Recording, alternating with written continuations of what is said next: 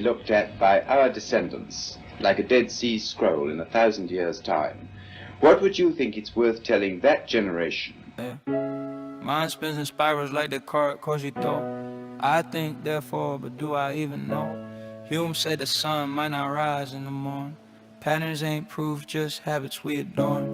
Russell's teapot floating out in the void. Invisible doubts that can't be destroyed. Belief ain't a bird and the skeptic employs. Question the noise, the cosmos ploys. Skeptics' eyes always peeping the fraud. Truth ain't handed down, it's wrestled from the gods. Doubts my temple, my faith is flawed. Think it through twice before I applaud. Induction wobbles like a table with no leg. Hume's knife cuts leave certainty begging. A billion white swans, burn black renegade. Shatter the mirror, the cracks cascade. Cogito feels strong, but is it really? Thoughts build castles, clouds act silly. Russell's pot spins in the ether so freely. Prove it exists or the claim's too dreamy. Am I the dreamer or the dream in the show? The car wrestled devils, still didn't know. Faith and senses, they play tricks on a low. Truth's a mirage in a desert of woe. When you are studying any matter or considering any philosophy, ask yourself only what are the facts and what is the truth that the facts bear out. Never let yourself be diverted either by what you wish to believe or by what you think could have beneficent social effects if it were believed.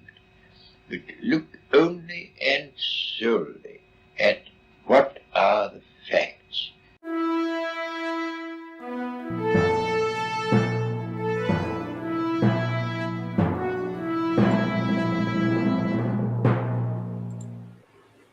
Hello, everyone, and welcome once again to Skeptic Philosophy. I am, as always, your host, Robert, and today we have a guest that needs no introduction. I believe she might be the largest YouTube guest that we've had on so far. Many of you will know her as Godless Granny, Miss Kelly. Miss Kelly, how's it going? Hello, how are you? I am so glad to finally have you on here. I mentioned earlier that you might be the largest one that I have on. What I didn't mention, and I didn't even mention to you earlier, you're one of the earliest ones in the small community group that I saw early on whenever I come back. I saw your channel and watched several of your videos before I seen Captive Desk, and he was a very early one that I saw. So very glad to finally be speaking with you. It's great. Well, thank you. Thank you for the invitation, and it's a pleasure to be here. Yeah. So you picked the subject of one I believe you're quite familiar with. You've talked about a few times on your channel, Divine Hiddenness. What aspects of Divine Hiddenness are you interested in, and how are we defining that? I'm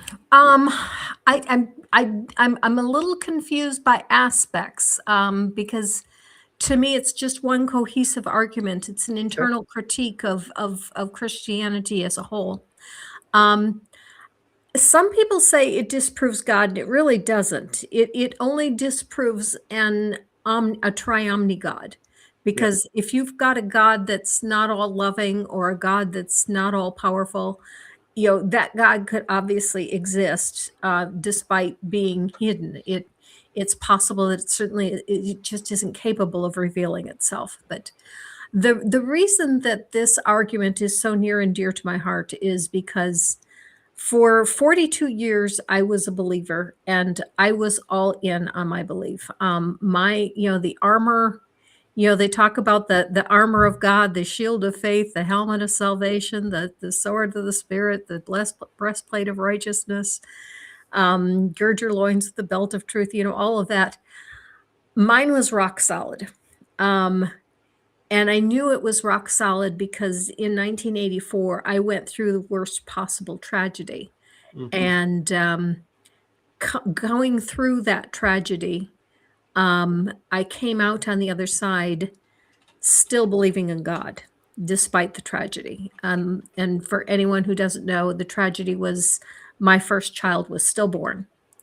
And I could not find any possible reason for a God to claim my child even before it was born. But like I said, I came out on the other side still a believer, and the reason was because I believed in inerrancy.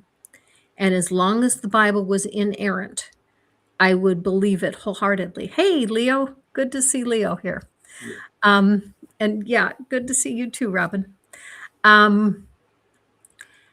So what happened to me as I began my deconstruction, and my deconstruction journey was very short. And it was because my faith was so brittle, that armor was hard, but it was brittle. Yeah. And the first major crack came when I was reflecting on the conversion of the Apostle Paul, and how God came to him and told him what he needed to know in order to believe. And the thought occurred to me, if he can do that for Paul, is he able to do that for anyone? Well, obviously, if he's a triumni God, he is able. Is he willing to do that for everyone? Well, quite obviously not, because he's not doing it. Yeah. So why not? If it, does God want everyone to know him? Well, the Bible says he does. So why is he not telling everyone? And the way I was able to resolve this is the same way that Dr. Bilby did, in an essay that I read in Contested Christianity just like 6 months ago, which was pivoting to almost a form of universalism, where after death, you are given full disclosure. And with full disclosure, then you are given the choice, do you want to follow God or not?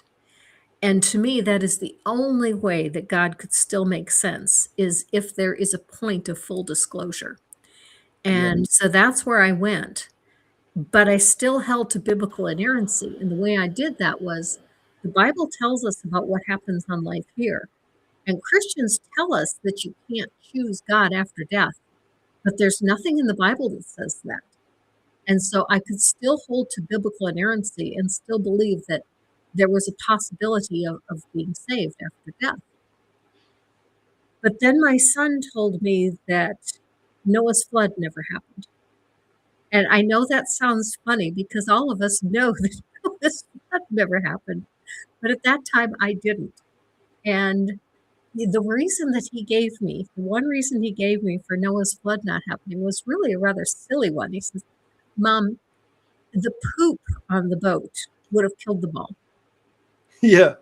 That's, but he was right. And after he left the room, I went and Googled it, and I found 3 different websites that all confirmed that he was right. Yeah. And you look at the drawings that Ken Ham has of the ark, and there's one window at the top of the ark. Yeah. That's how it's described. There is no way that you could possibly get the ventilation for that.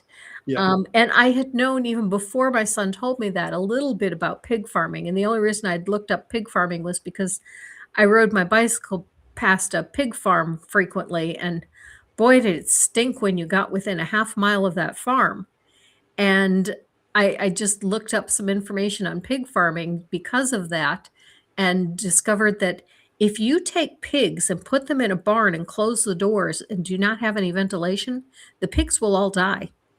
Sure. They produce that much methane gas that they would gas themselves to death. You mentioned a moment ago you were of a position of inerrancy. It sounds like it, because there are people that have the position of inerrancy, but they don't have biblical literalism. And it sounds like you were in the position of both biblical literalism and inerrancy. Yes, Yeah. yes, I was. And so when he told me that, I was kind of teetering on the edge at that point. And then my son showed me a video of Ark Protest 2019. And in that video, Aaron Ra says to this guy, we know that Noah's Ark didn't happen. Not that it couldn't happen, but that it didn't happen. And we know this by geology. I knew nothing about geology. When I was in high school, the college-bound students had an option of taking an extra year of physics instead of earth science, which I did. And so I never had any earth science in all of high school. So I knew nothing about geology. He said, we know this from biology. I did know something about biology, but not enough to know what Aaron Ra was talking about. Yeah. And he said, we know it from history. And as soon as he said the word history, my faith, poof, it was gone. Because I knew he was right. I knew it. And not only did I know it, I knew that I had always known it. And I just didn't realize it because that's not the way I think. And this is something else I've discovered.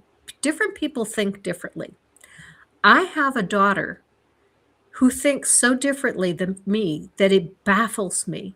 When she was 1 and I was teaching her colors, I said, this is red, this is blue, this is green. And she just looks at me.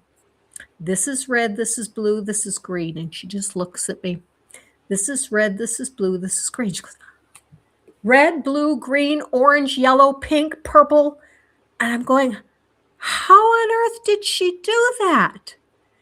That's the way she thinks.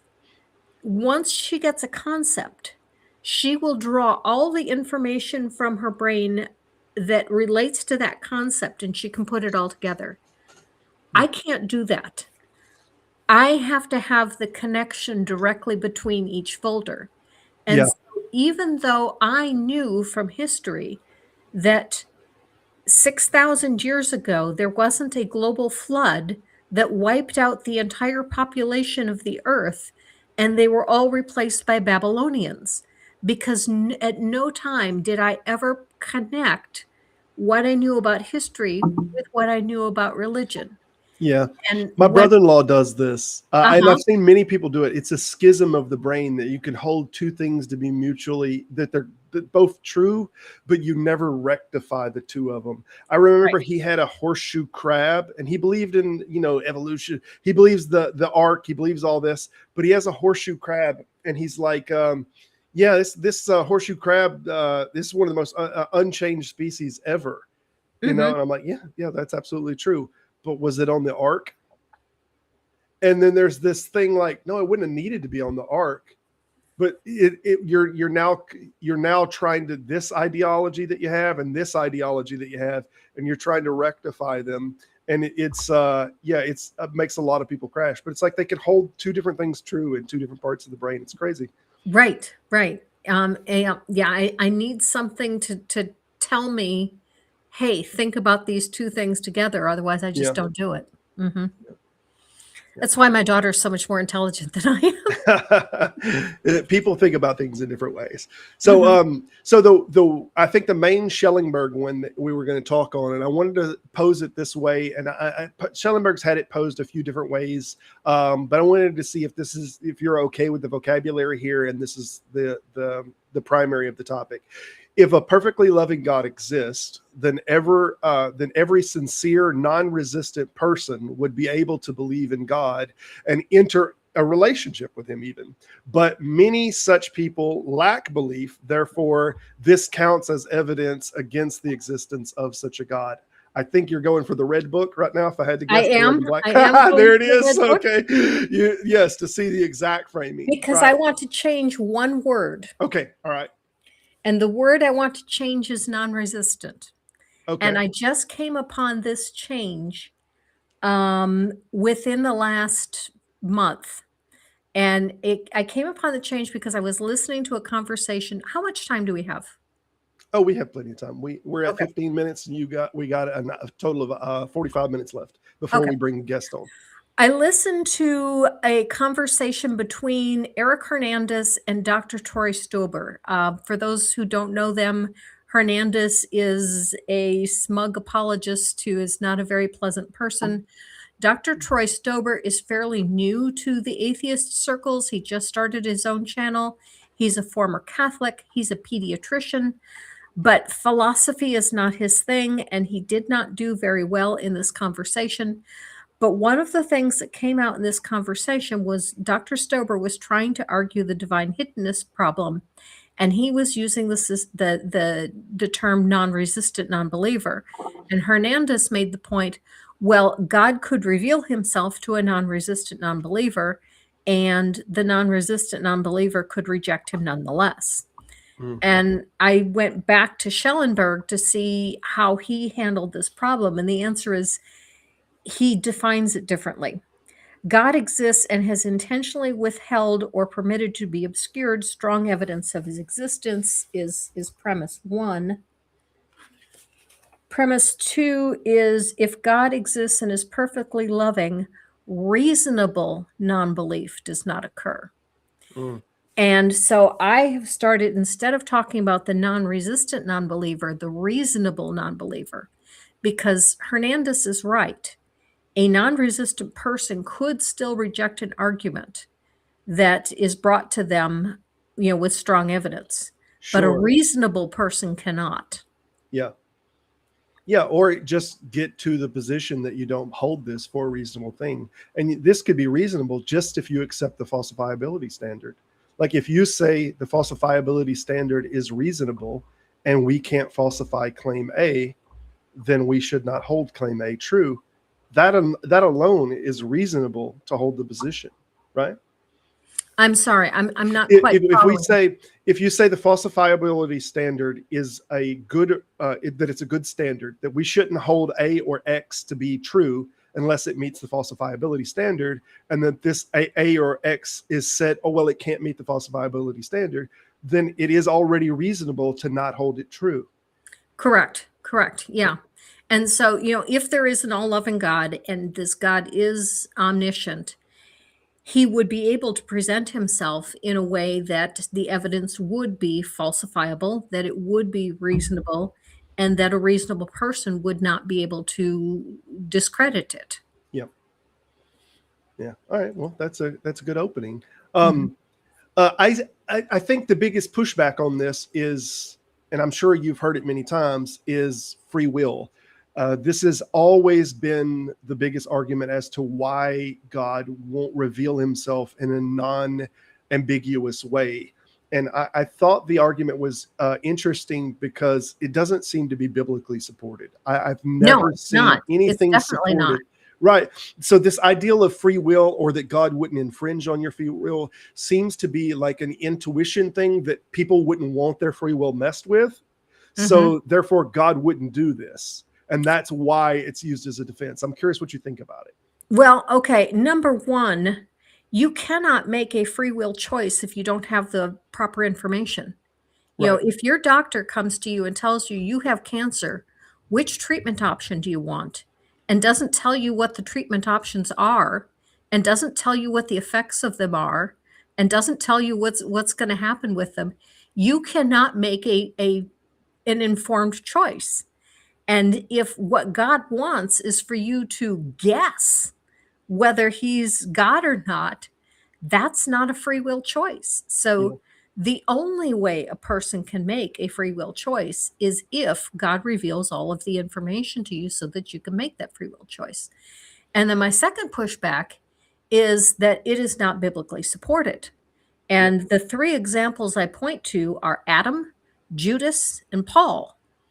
Adam and Judas both knew God personally. Adam knew God the Father in the garden. Judas walked with Jesus for 3 years. Both had fully informed knowledge of God, and both rejected him. So if the argument is that a person cannot reject God if they are given free will, how did Adam and Judas manage to do it? Yeah. And then of course, Paul is the flip side. If giving someone full information robs a person of their free will, was Paul robbed of his free will? Did Paul make his decision for Christ? Was he forced into it? Yeah. There's some other ones that people use that God wouldn't influence their free will, but then there's a lot of scriptures that show to the contrary that God does, such Like as Pharaoh. God hardens the heart of Pharaoh. There's a primary one. There's a few different times that it says God hardens the heart. There's a verse in Isaiah, though. I want to say it's in Isaiah 6 that is, to me, the most telling of all of them. It's a city. It's the one where they put the coal as a fire on the guy's tongue, and he said, who will go in my place? And he said, send me, Lord. Well, right after that, it goes into this whole dialogue of, I want you to close their ears and their minds and their heart so that they basically don't know God, so that they can't be reconciled, right? Right. So that the land becomes desolate. So he's telling Isaiah in this text, I want you to make sure that they can't be converted or find like me as a God, as the truth, right? Make sure that they cannot be converted so that the land will become desolate. So in this case, he's intentionally hiding himself from a city to the degree that he's even telling a prophet to make sure that they are deaf and dumb to me and don't know anything about me. Well, and there's also Jesus, saying that, he tells he gives a parable, and then the disciples in private ask him the meaning of the parable, and he says, I give the meaning to you, but not to them, Yeah. so that Yes. hearing they would not hear, and seeing they would not see. So clearly he's not giving them enough information that they can make an informed choice. Yeah, this is a big gnosis or Gnostic selling point, that they think that there's hidden information, that like only a select few can have access to these truths, and that it's very much concealed. There's some people that even do this even in modern times, that we can't understand the Word of God because we're not open to it, like that it's hidden from people, that there are meanings of it that are hidden from people unless they have accepted God. So this is a very it's a long-standing tradition of saying there's hidden information that not everybody gets access to.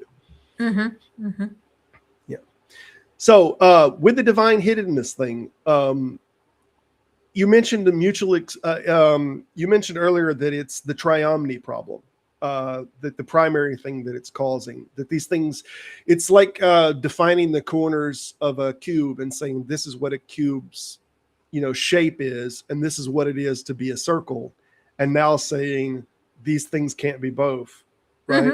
And that's that. It seems like we get a lot of really good arguments in this field. It's trying to deal with the mutual exclusive incompatibilities primarily. Another one, and I know we're not on that subject, but another one is the evil problem, or the what is it? The problem of evil. The problem of evil. It's doing the same thing with the omnis. Well, the divine hiddenness problem really is a subset of the problem of evil. Really? Yeah, because it's a form of suffering. People by are not revealing. suffering. People will suffer, damnation in hell. Sure. If they don't get this information. So it's a form of suffering it really is a subset of the argument from suffering. Some strangely Calvinist or many groups have cashed this out to say, they've just let the argument go in large part and said, that God has made some people knowing that there's no chance whatsoever of them coming to redemption. They've basically been created to go to hell. That's the only thing they're going to do. That's the Calvinist position. Yeah. That's an interesting one that tries to, but it doesn't even try to argue the omnis. It seems like at least you have to let go of the omni attributes while doing that. You would think so, but I did spend quite a few years as a Calvinist, and I still believe that God was all loving. How I did this, I really don't know. But I did it. I understand. It's weird now to even think about. I thought he was all loving, but I did think he was going to send all of these people to hell, right? Yeah. And the way that I was convinced of it is my pastor, and because I did ask him about this in a couple of different ways, and he convinced us that the only thing that matters is the glory of God, that nothing else in life matters but the glory of God, and everything is about bringing glory to God. And if people going to hell brings glory to God, then it's a good thing.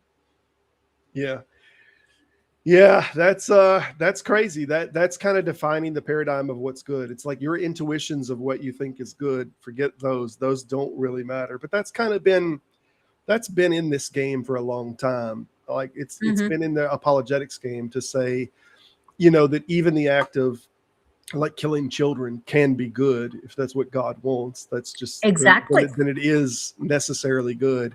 So a lot of this is fighting against our intuitions, and I think that becomes a part of the big deconversion thing. People leave because they think about what they want God to be. They want God to be this loving, but they think what that means to them, and then they see, but that's not what He is. That's not what He characteristically can be defined as. It has to be something different.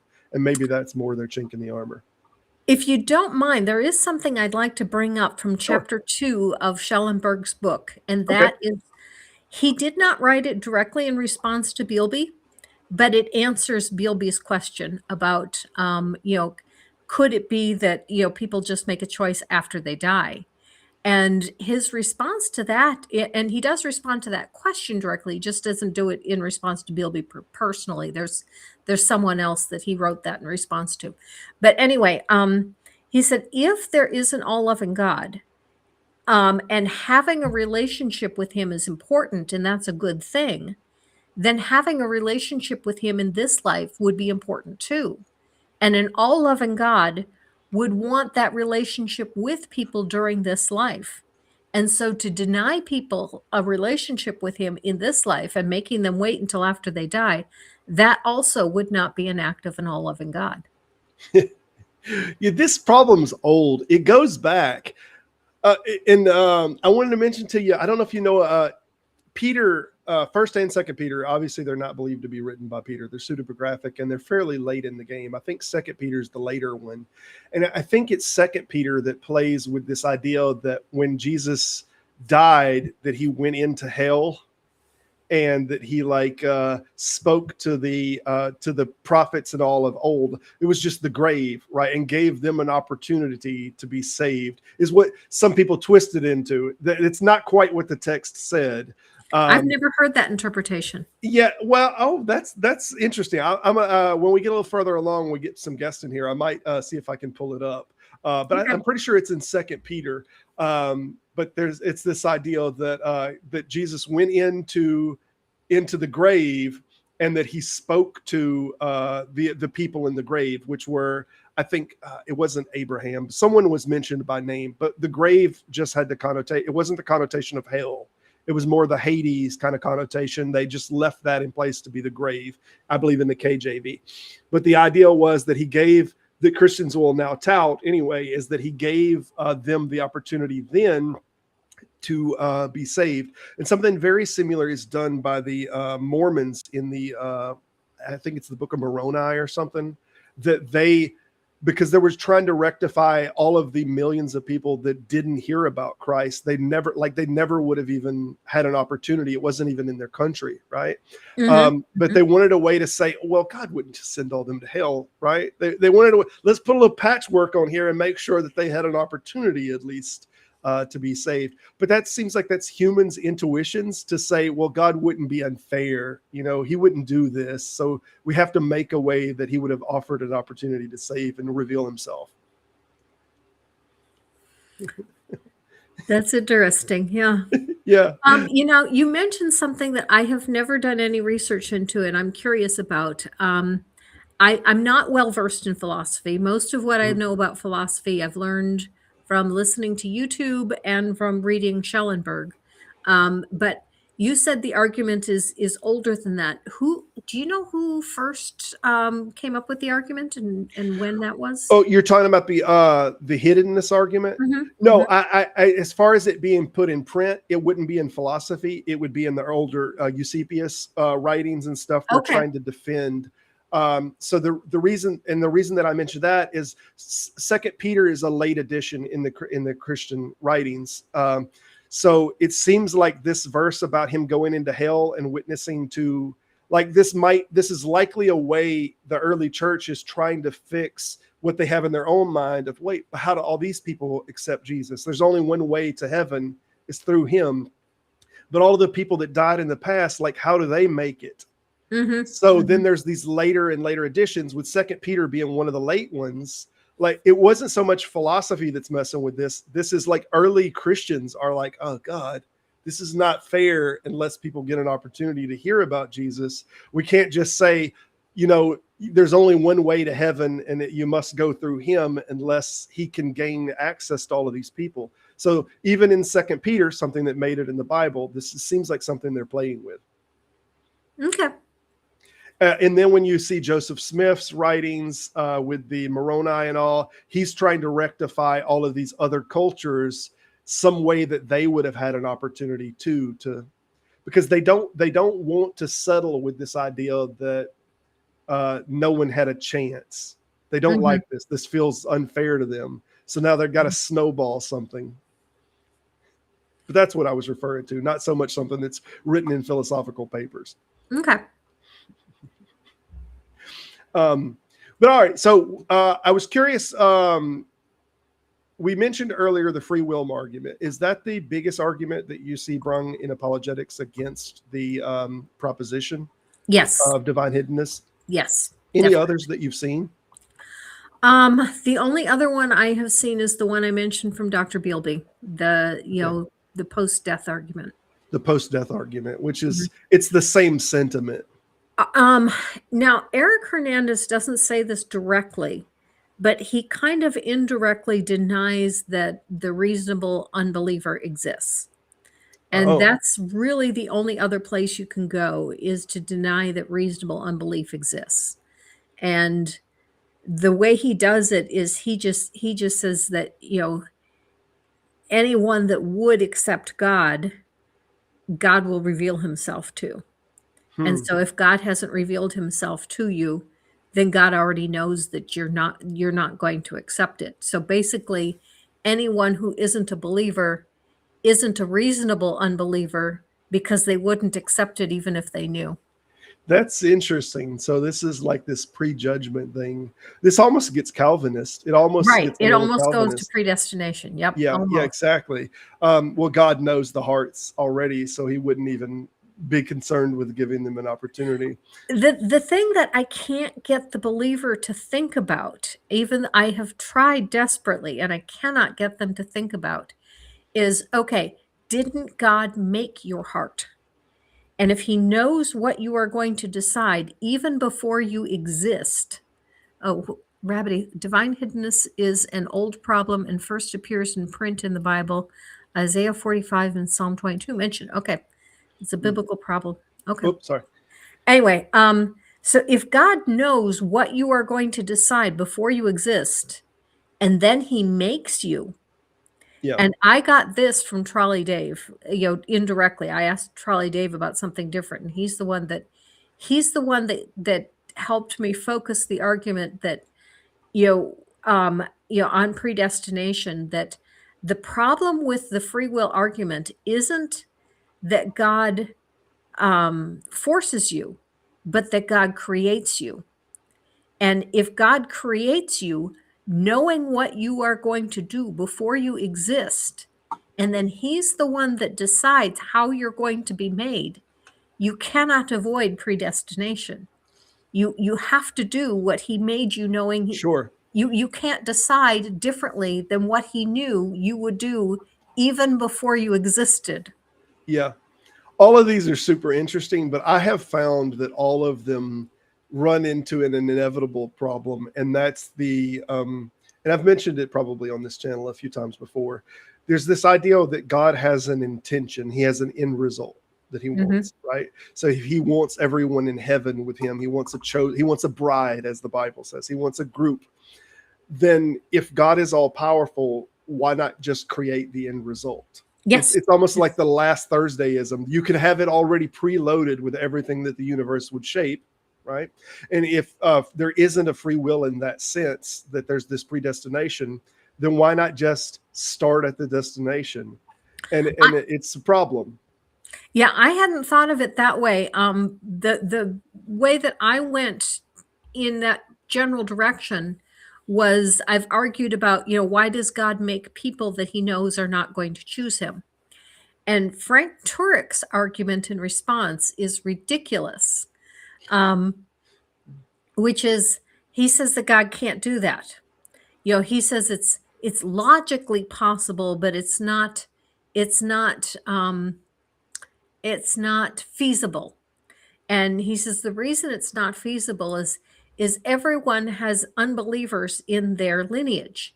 And you as a believer would not exist if God had not also created the unbelievers in your lineage. And that one blows my mind because I'm going, your God is incapable of making people come from a lineage that has no unbelievers in it. Your Yeah. God is incapable of making only people who he knows are going to believe. Then your God's not omnipotent. You just threw omnipotence out the window. Right. It's weird because there's some religions that do this old earth argument with the young earth ones over the stars. And I have a book behind me that is talks about the subject of the speed of light and how far the stars are, that like they haven't had enough time for the light from those stars to get to them. So some have argued that the reason we can see those stars is that when God made the universe, the star's light was already that far away whenever he created them. So that's why it looks like the time thing's not a limitation of God. This gets to, and I don't know if you've ever heard of the term last Thursdayism. Have you heard of this at all? Mhm. Okay, I so have. this is a great idea that it's just pre-created already like this. We could already be at the very end stage, right? Mhm. You nothing before this had to happen. Right. So Right. the thing is, you could just start the race at the finish line, so to speak. Mhm. And there's no particular reason that they have for this to not be the case. It's just if he is all powerful. Mhm. Mhm. But it's an interesting one. So if you don't mind, I'm going to bring up a scripture that I actually found that I mentioned earlier that deals with a little bit of the largest rebuttal that we have heard on this, and see what your thoughts are on it. Let's see if Okay. I can get it on the screen. Oh, forgive me. Mhm. It's almost like I should be more professional on this. We'll get it up here. This is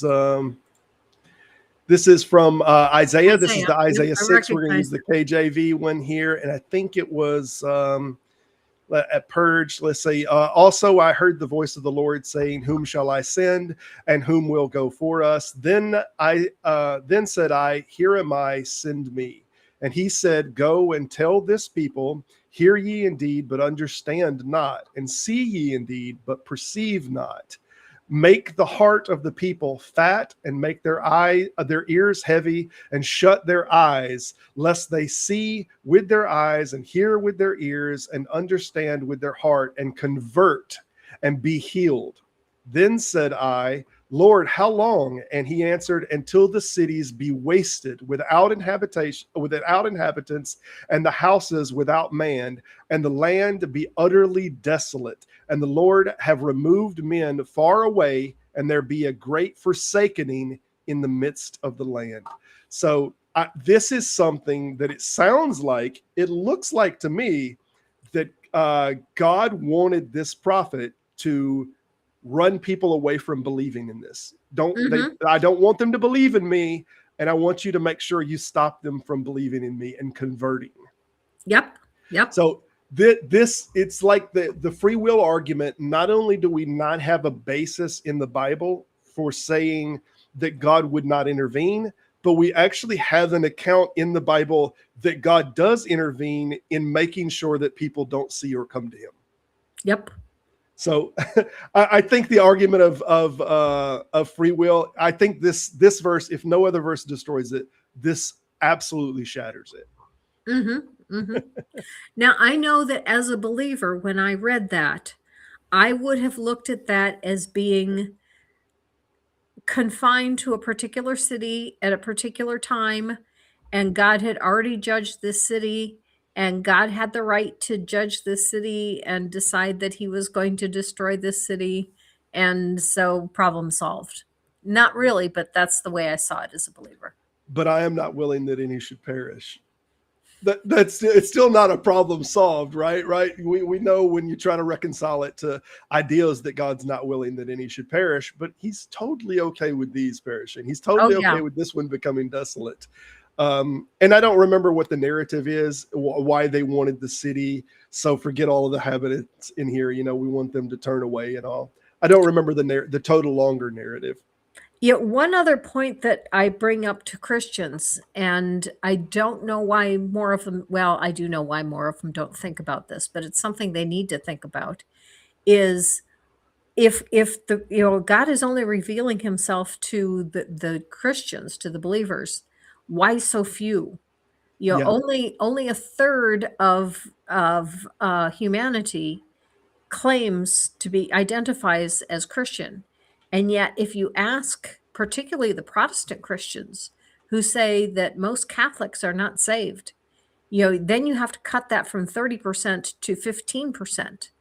And then if you cut from that all the people that they say are not real believers, which means you cut out the Mormons, you cut out the Latter-day Saints, you cut out all the people that are going to church but aren't really believers, you cut out all the people that that don't even bother to go to church, they just say that they're a Christian even though they aren't. Then you're down to about 10%. And if that's all the better your God can do is to save 10%, you don't have much of a God. Yeah. And you had to keep in mind that we didn't get up to even 50% of the population for 1,000 years. So there's all of these other people in the first 1,000 years that died never having even heard of this whatsoever. They had never even heard of it. So there's this huge problem too. And I think that's some that when we had earlier texts like Joseph Smith, I think they were trying to fix all this and make God look a little fairer. Mm-hmm. Mm-hmm. But I've also heard the argument that the reason God can't just make everyone in heaven or start from the finish line, as you were talking about, is that people need to go through the experience of having faith, of developing character. But if that's the case, then why do 80% of people die before they're ever born? Yeah. If you go with, not just the number of stillbirths and miscarriages, but on top of that, all of the eggs that are fertilized, but never even implant. If you go to that, 80%, 70 to 80% of every fertilized egg dies before it ever is born. Why do those all get to go straight to heaven? Well, they've had a lot of people as far as the souls. Like the Catholic Church argues with this a little bit as far as when the soul gets poured in, Yeah, when ensoulment occurs. But right. Protestants have a big push that ensoulment occurs at conception. And Sure, that's why they're so anti-abortion, is that ensoulment occurs at conception. I've heard an argument, and I think Kurt brought this up before, that this would mean statistically the vast majority of people in heaven just has to be children, like by an unbelievable amount.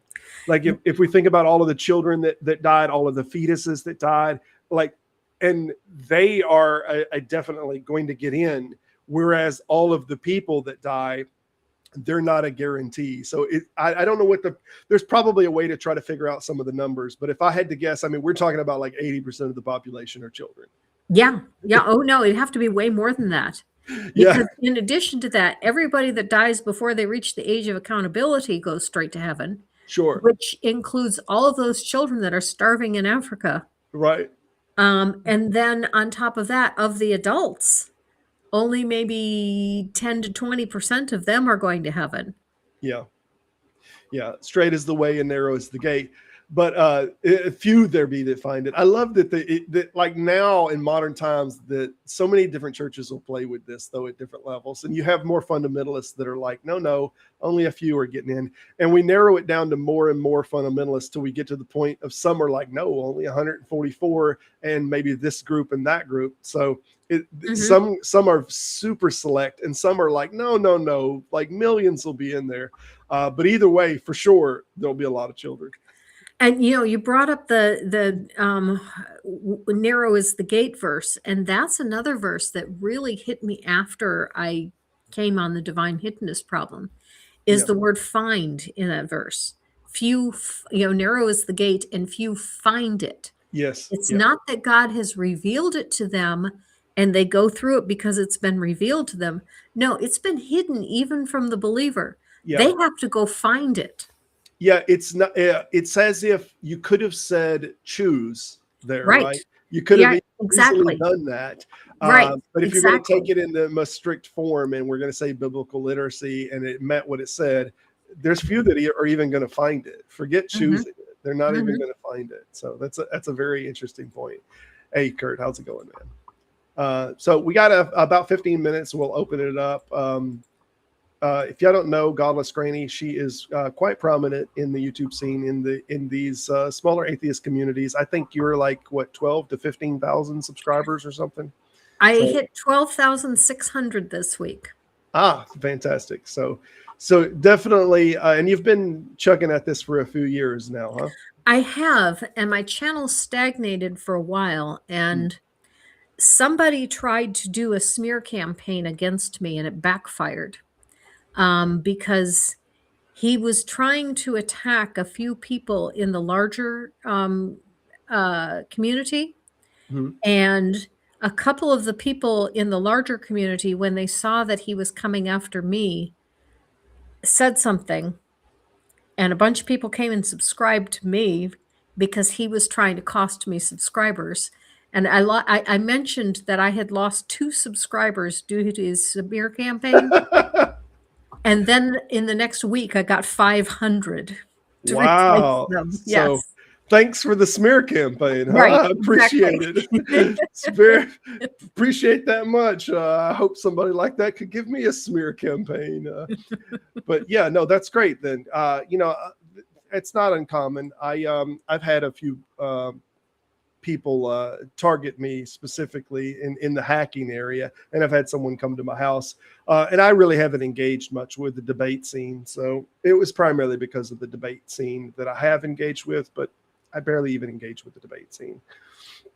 But any other things that you wanted to address on the argument at all before we're starting to we're getting closer to the time that we're going to open it up to the panel? I think we've covered it pretty well, unless you have any other questions. No, sorry to say that I haven't prepped any, but I got to say that I think that we covered all of the most grounds. It seems like you have 2 things that are going on here. You have there is a problem. It is contradictory with the triomny, and if people want to let the triomny go, you could pull out one of those and say not all powerful or not all loving, and boom, this problem goes away. You fixed it, right? But you But you also don't can't. have Christianity anymore. Right, but then you don't have, in the strictest sense, you don't have the tenets that they call Christianity. It's a problem of mutual exclusive incompatibilities, and this is an argument that puts them on display. But Actually, before you open it up, yep. one other thing. Book plug.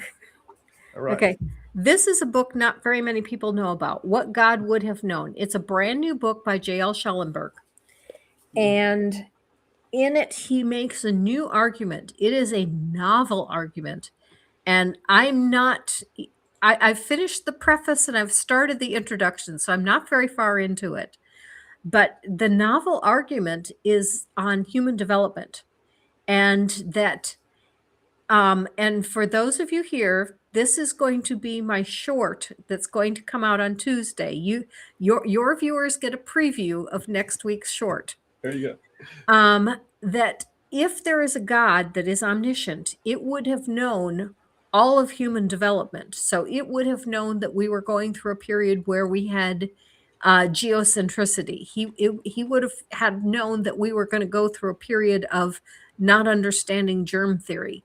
And because God would have known these things, what we knew of Christianity would also be imperfect. What we knew about God would also be imperfect.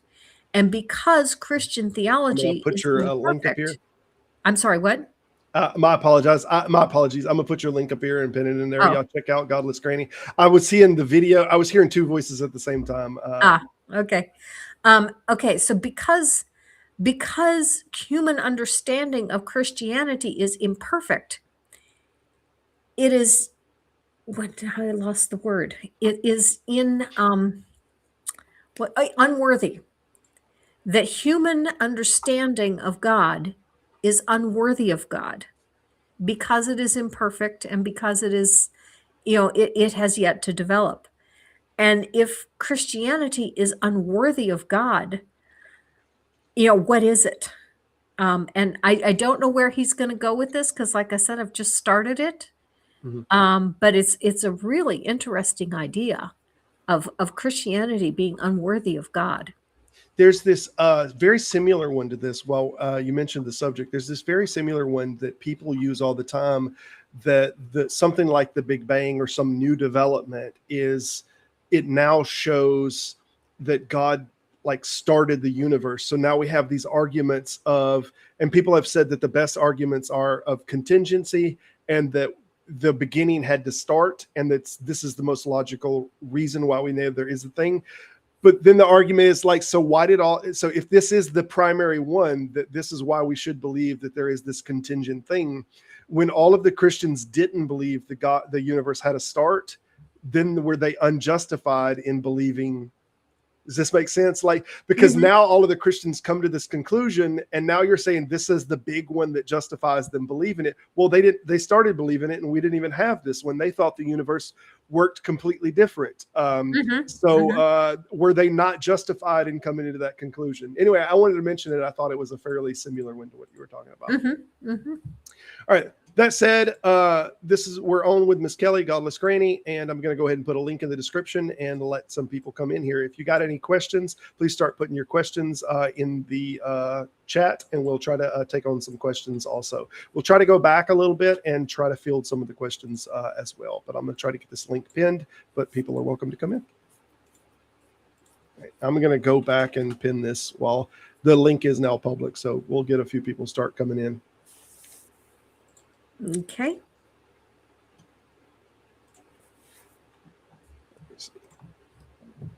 Surprised I haven't heard that ding already.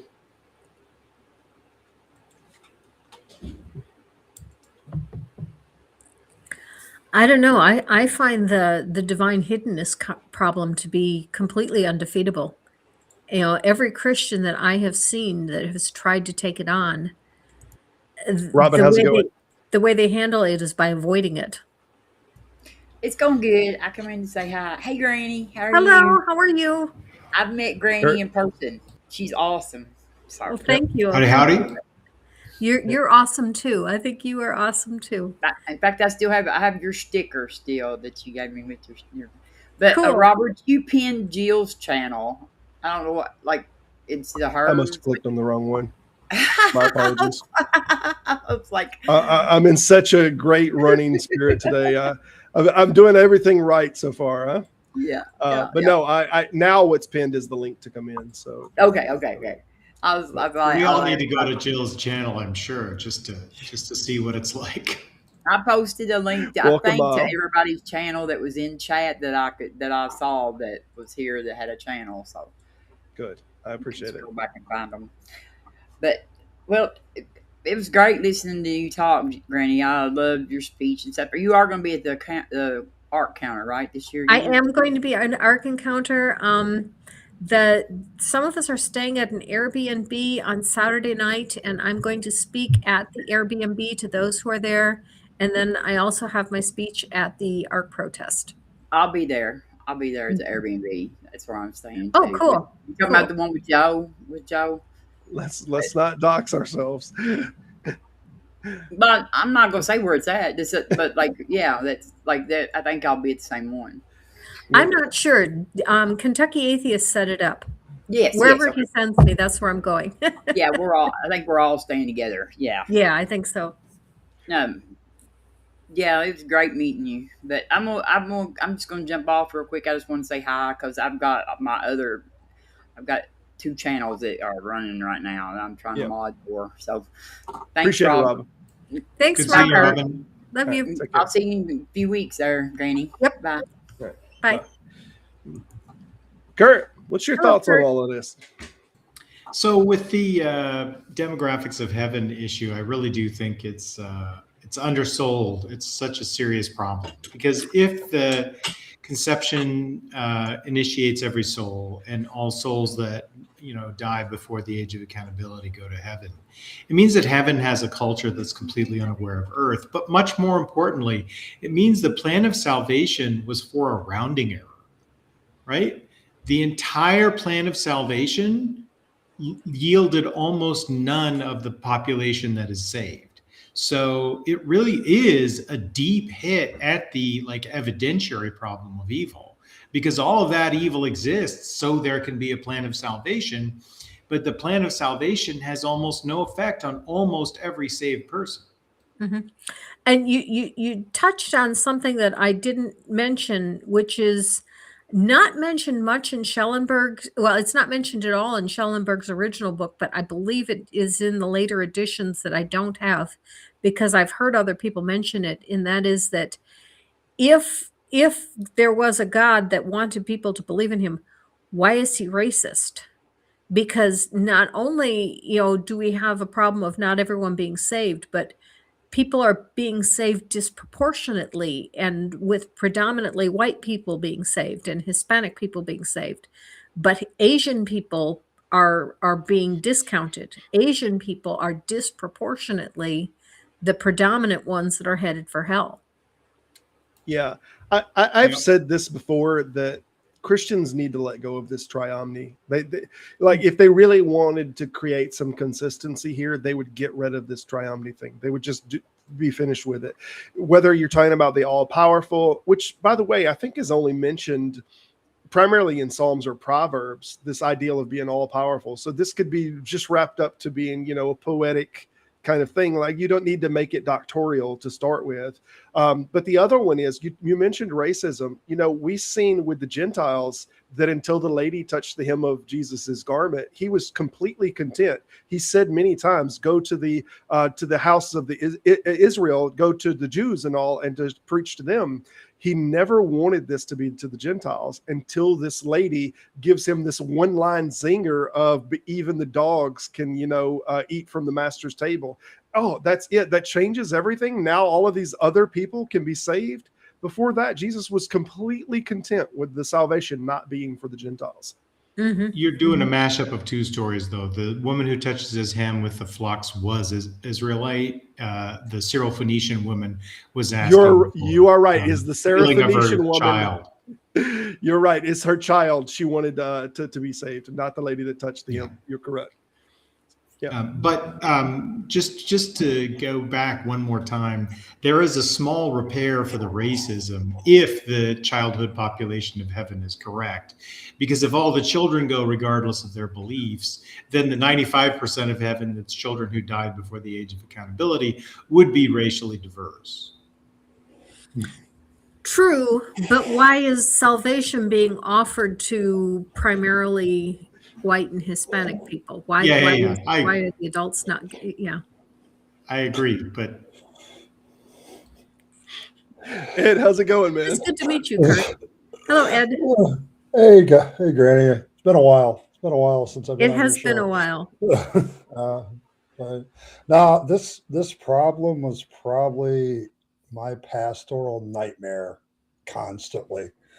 I spent so much time like, why does God feel so far away? And why doesn't he seem to exist? And every time I was in my office, it seemed like 90% of the time I was like, where is God in all this? It's like, now it's like, well, maybe he just doesn't reel.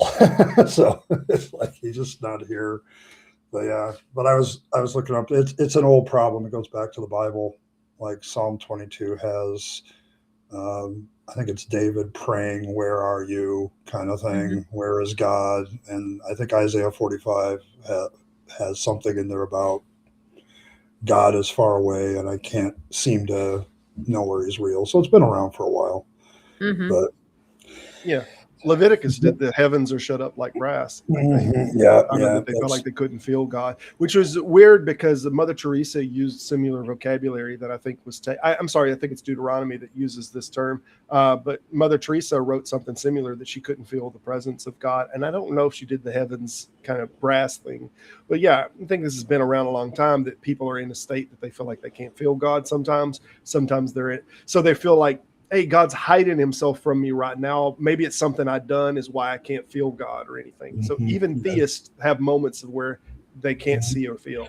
Yeah, it's a pretty constant moment. If my pastoral experience is any judge, 20 years in the ministry, this was a very, very common question. Where's God in all this? particularly when tragedy struck or people were praying for something and it was important to them, and it would seem that it would be like God would want to get involved, like if God cares about his kids and all this stuff, but nope, no, just he's not doing anything. So it's like, okay, and having to counsel people through that, like, and still get them to believe in God. I am so glad I don't have to do that anymore. Did you toe the main line, Ed, of free will? Oh, I was an Arminian, so I used to take on Calvinists and forum debates. So Okay. I'm saying, when I say toe the main line, I mean the main apologetic for God not revealing himself. Did you use this as the free will thing, or how did you defend it? I would always argue that human perception may not be able to perceive God.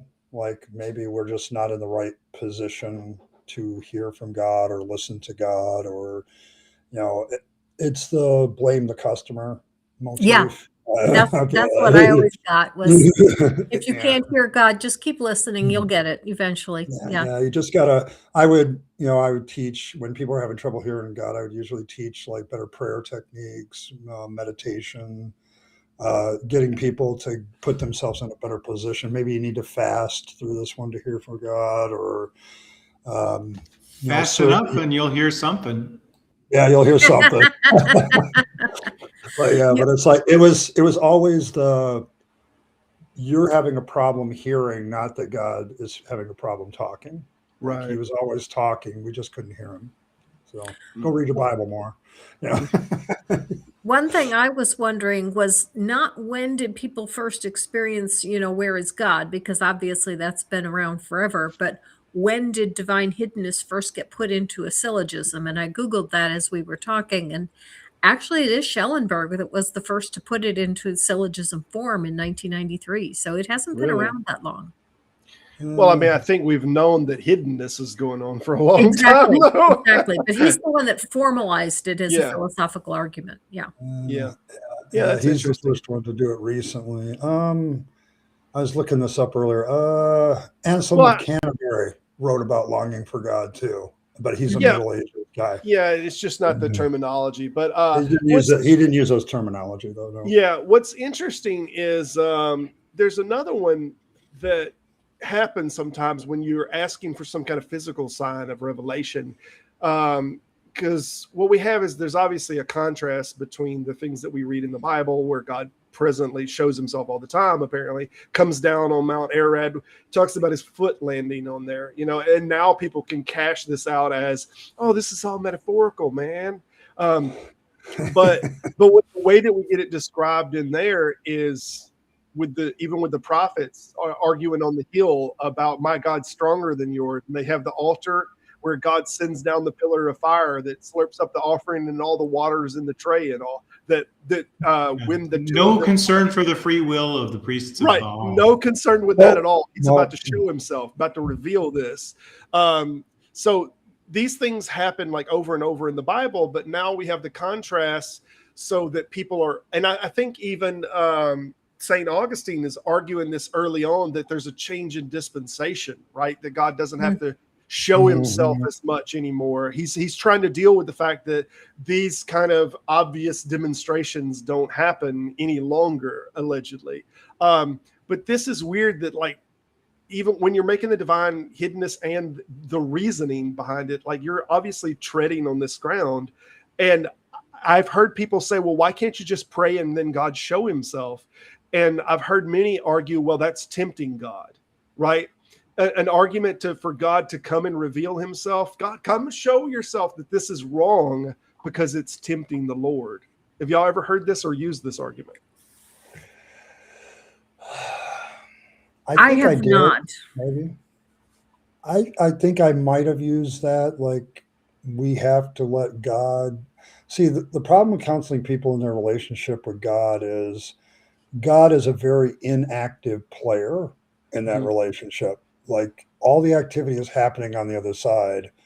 And so you could use the temptation. You don't want to tempt God and push him and make him mad, and the fear of God is too big of a motivator in church for any pastor to discard. Like even the nicest, most gentle pastors you will ever meet will still preach the fear of the Lord at some point. Like they have to have it, because if you don't have the stick, there's really no reason for people to come into the church. Like there's no, I can't preach, come to church. I can't preach anything like that. So it's just like, nope.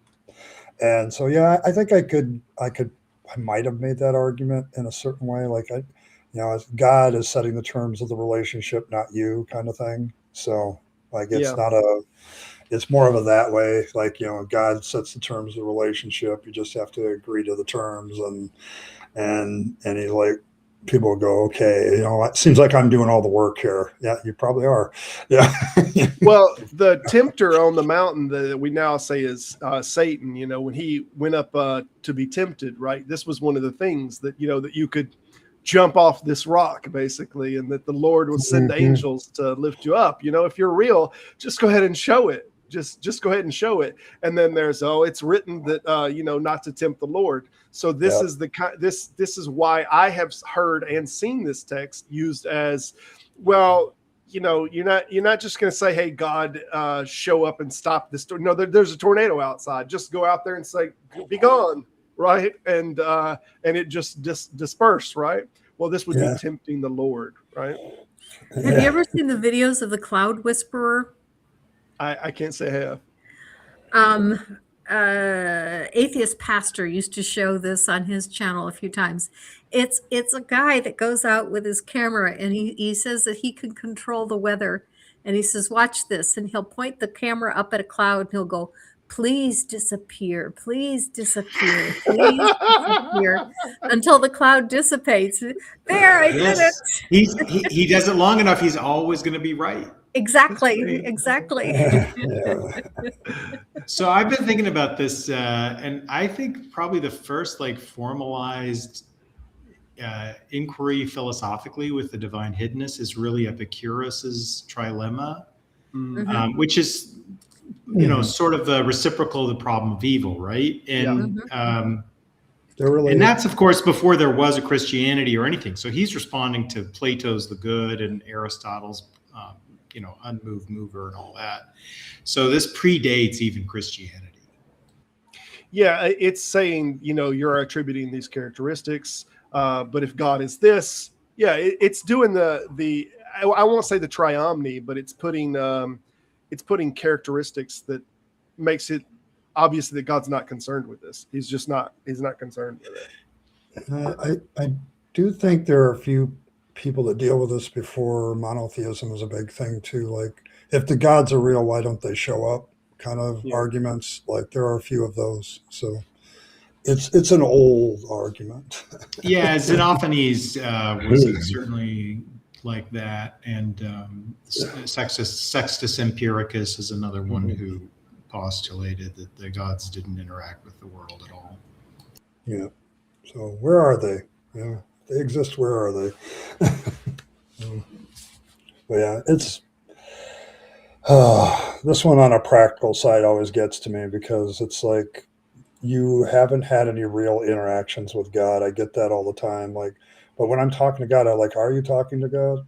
Like, how do you know that you're talking to God is a big one I'm going to be dealing with Monday. But it's like, how do you know there is a God? And it's like, if he never shows up, like if he never is there, never bothers, like how do you know it's God that you're talking to, that you're interacting with? And it's a practical problem, very deep with almost every believer. They just don't like to acknowledge it.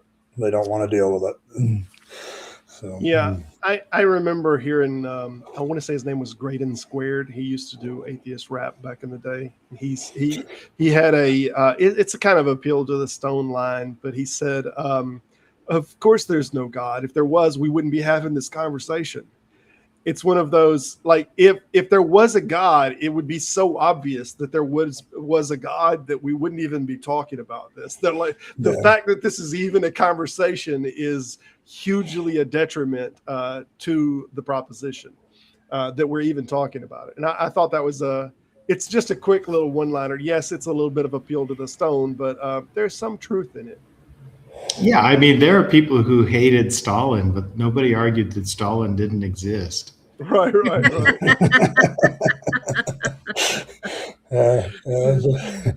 It's. I know that this is a killer for a lot of people's faith too. Like it eventually gets most of them. Like it's something we all come back to and go, why did I believe in something I could never see or feel? You know, it's like, Yeah. it's for a deconversion issue, which is my side of things. It's like you look back at it and you kind of go, I think I always realized this was a problem. I just never wanted to say it out loud. Like I just never wanted to deal with it. Yeah. Yeah. So I think that the whole ideal of hiddenness is the major demon that we're fighting in religion. It's like it's the major. What I mean by that is when you want to hold a thing to be true, the main thing that you're fighting is that we can't see it. Like it's obvious to me that everything you're doing is you're justifying. Yeah, we can't see this, but we still should believe it, right? Mm-hmm. So it's everything is fighting against this proposition of I want this thing to be true, but I know there's no way to demonstrate it. There's no way to see it. There's no way to. So it seems like literally every religious argument, everything that they're putting forward, everything is fighting the hiddenness. It's all fighting that we can't see the thing. Yes. Another aspect of the hiddenness is all the different denominations of Christianity. Mm-hmm. If God were not hidden, why do even believers have a hard time determining what it is that God wants them to believe? Yeah. Yeah, I think there's an incompatibility with even being hidden and having a specific thing that you want to believe, you want people to believe.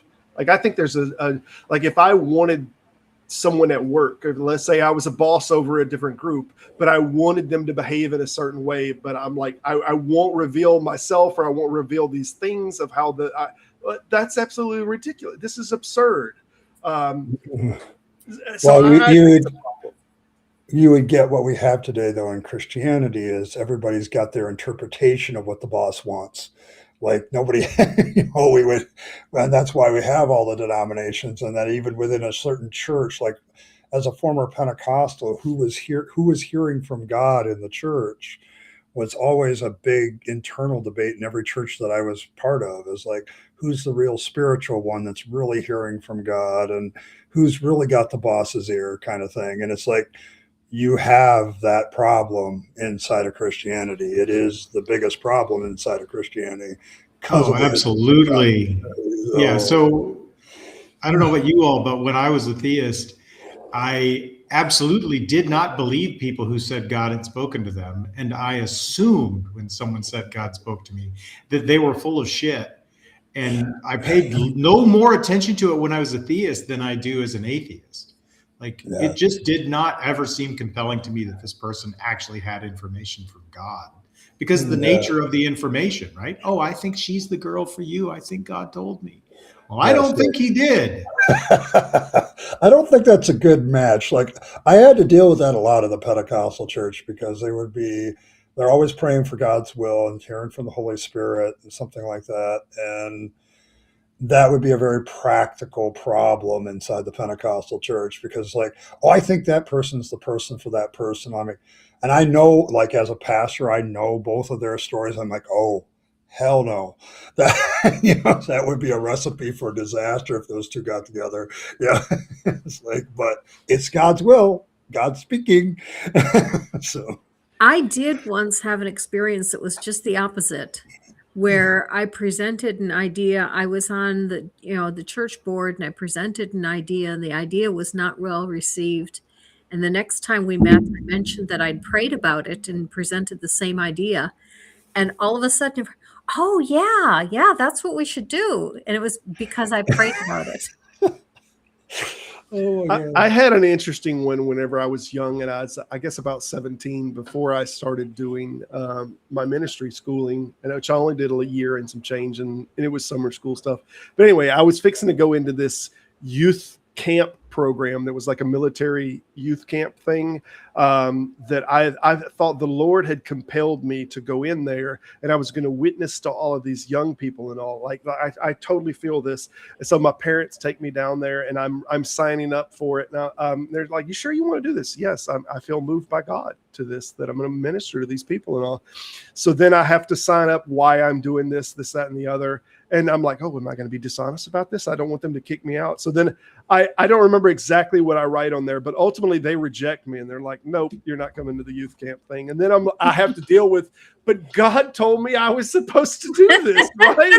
God told me I was supposed, like, how can I be rejected? This isn't. Hey, same thing every time I would change churches. Like, I'm like, me and my wife, my now ex-wife, and when my kids were old enough, we'd all like pray about, okay, do we want to go into this church? And we'd pray about it. And yeah, I think we're really called here. And then the board would get back to us. Now we're going a different direction. It's like, so it's like you supposedly hear from God. And one of the times we dipped out of a church because straight up, my boys were both athletes, and it was in a small town with like no athletic programs whatsoever. And my boys were like, nah, we can't come here, Dad. I don't think it's God's will for us to come. And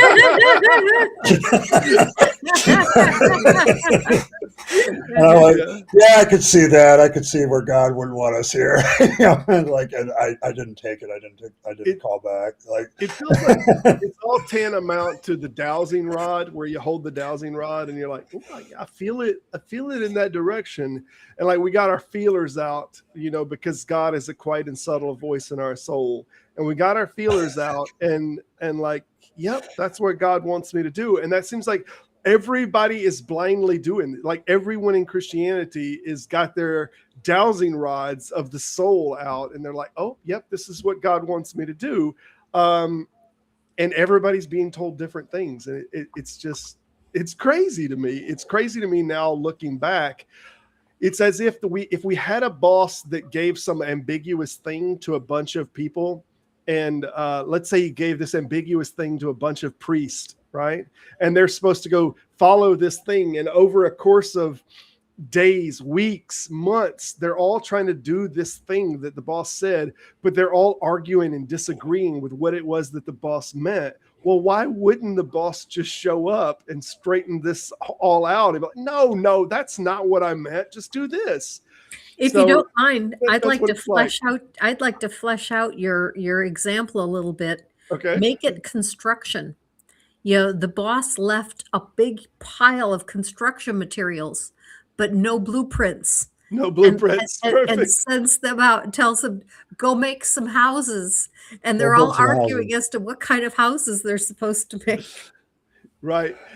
We are left with the edict in the end to go forth and spread the word, and the word is fairly minimal. So there's a lot of obviously doctrinal things. What's priority? Do we need faith? And then we get some contradictory things like James is faith without works. So we have the little bit that we do have. We even have contradictory, overlapping. And one church will argue, no, solo scriptura, and the other one will argue. So we do have this kind of problem, obviously. Well, yeah, I would say the analogy is that God did leave the blueprint, but they're smudged and covered with stains, and so we all argue about whether the blueprint is authentic. Okay, very good. It's like, does that part show a weather vane or not? Like, I can't really see it, well, and then we'll have an argument about it, as whether it does. In the meantime, nothing got done. And, yeah, I don't know. It's a very, very successful project, despite the fact the boss has never been there. Like, well, I've heard Da Vinci's drawings argued that, that we could rebuild this off of Da Vinci's drawings, and they get to some aspect of building it, and they're like, but what about right here? I don't know. That's on the back of the picture. We don't know how that's designed, right? We don't know how that's designed. So we can't really. The Bible has that. We can't see the other side of the Bible. We'll wing it to get through there. We're gonna wing it. We'll get past that one. Yeah. Yeah. Oh my goodness. Yeah. The analogy fits. It does. Q&A is open. Anyone wants any questions to be answered, anybody wants to address this or wants to pop in and say, hey, you're welcome to. It should be pinned in the chat. Hopefully it's still there. Dade, how's it going? We got a few people coming in here. We got Scott coming in. Dade's coming in. Kafif, I see a regular few faces here that's poking in. B.S. Lewis is coming in and saying hi. If anyone wants to pop in and talk to Godless Granny, here's a moment to do so. So pop in or just give us a question in the side chat. These are generally some very talkative people. I don't know about you, Miss Kelly, but these two are generally, they have more words in their mouth than they can count. And so I don't know why they're so quiet today. I'm saving up. I have a debate tonight at 6 my time. I do an everyday show, so I kind of hold back my words from time to time on the weekend. So I have to talk a lot all week long. So, but my debate is the Christian God exists, so it is going to touch on some of these ideas. Who are you debating? Tavos and Aubrey. Okay. And what platform is that on? Mega Bloodbath Debates. It's on Breakfast Tacos channel. I think it's now named Mega Bloodbath Debates, I think is the channel. Yeah. Okay. I don't know if you know him. He's been around a little bit. I think is he still demonetized presently? He's still fighting that? He is indeed. Okay. Yeah,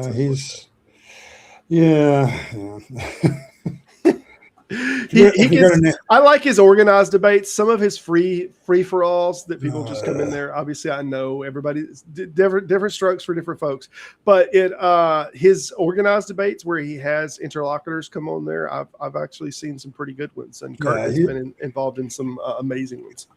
Yeah, he should make a note. Like maybe that's what his channel needs to be. Is not the Mega Bloodbath Debates. Interesting, but. Well, you got to pay the bills, and that's become his full-time thing. So that's become his full-time. I suppose. Yeah, no, I like Tucker's channels. It's a little late for me, so I don't get in there a lot. But I do like when they have an organized debate structure. The one that you had, Kurt, with golly, I can't remember his name. It's not Jim Bob. It's the other one that's Jim Bobish. Andrew Wilson. There you go. I saw the Andrew Wilson and Kurt debate, and I thought it was a really good, solid debate. Yeah, it was a fun debate. Yep. Q&A, anything? If not, we might be wrapping this up early. I hate to say it. Thoughts, sentiments? We'll do a pass around. I did have a quick question. From watching your channel, Kelly. It does seem like you have a history of being in the law. Is that correct? That is correct. Yes, I do have a law degree. Yeah. So, and I've always sort of thought that it would be very difficult to be an attorney and be a moral realist, just like it's very hard to be a moral realist as a physician. So I'm just curious your take on that.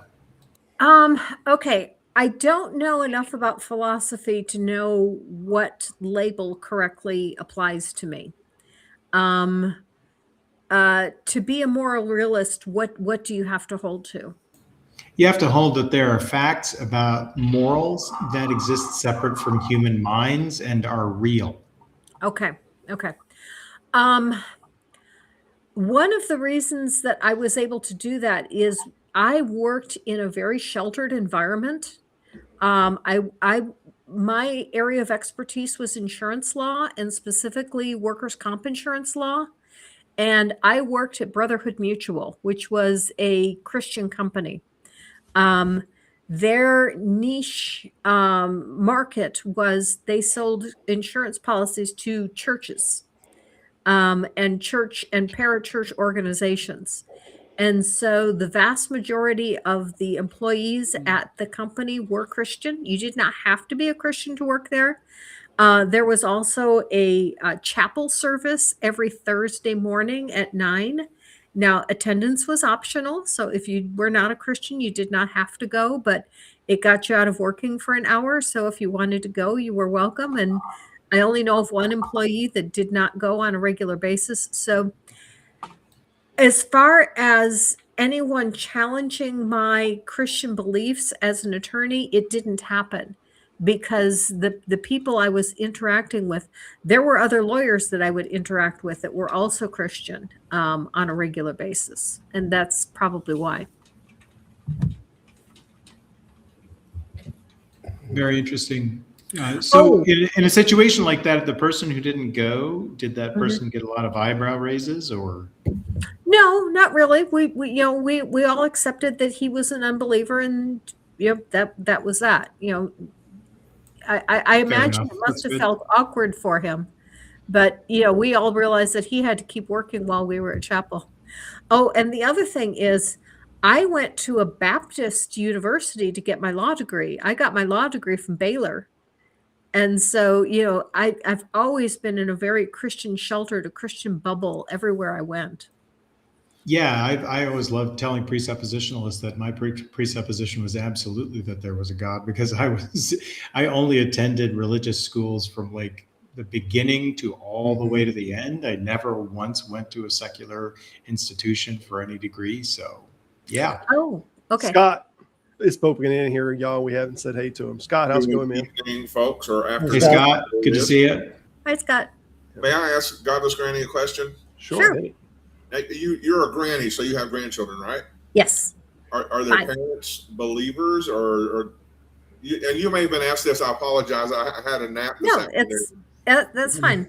Yeah, I have 3 children, and 2 of them have children. So my oldest has 4.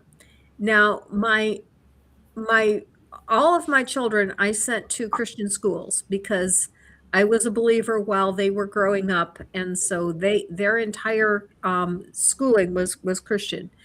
My oldest is still a devout believer. Her husband is a deacon in the church, and her 4 kids are all believers. In fact, my oldest grandchild, who is 14, she is all in on this. Although I suspect that her parents are going to be in for a rude awakening when she goes off to college. Because from what I see, the reason she's all in is because her friends are at church. Yeah. And once she goes I have off the to same thing. college and there isn't going to be a youth group where her friends are, she's going to have to rethink her faith. So do y'all have like a kind of a with your believing grandchildren? Do you have like a free flow of ideas? Are you able to express what you think? No. You have, yeah. I have grandchildren. I love them dearly, and I have little messages I want them to hear, but I don't. I have to step carefully because I want to continue to have access to them. Exactly. Yeah, my daughter is a complete hypocrite on this issue because she claims that her children are free thinkers and that they are welcome to believe and think whatever they want. However, I'm not allowed to say anything Right. that might influence them. In fact, I wanted to buy them the book Grandma Fish. I don't know if you're familiar with that book. I don't think I've heard of it. Okay. Grandma Fish is a children's book aimed at kindergarten level, and it teaches evolution. It's the very beginning foundation of evolution at a kindergarten level. And I wanted to buy that Me for my too, grandchildren. Yeah, I want them to understand that kind of stuff. I want them, of course, they love animals now just because, the first thing they did when they were young was learn all the names of all the different animals and stuff. And then dinosaurs, they want to know where all the dinosaurs are. Well, they don't exist anymore. Sure they do. We call them birds, yeah, but I'm well. the non-avian dinosaurs. But and so that leads to such wonderful discussions about evolution, and I have to be careful that I don't. But yeah, my daughter would not allow me to buy the book Grandmother Fish for my grandkids. And then and they're not allowed to watch my channel. I have made 3 videos specifically for my grandchildren. If I were to die, I want them to know what I believed and why I believed. So I made 3 videos that were made for children, and they are not allowed to see those. You see, I see Christianity as, for some people, it may be good for their self-esteem, but for a lot of people, it's not.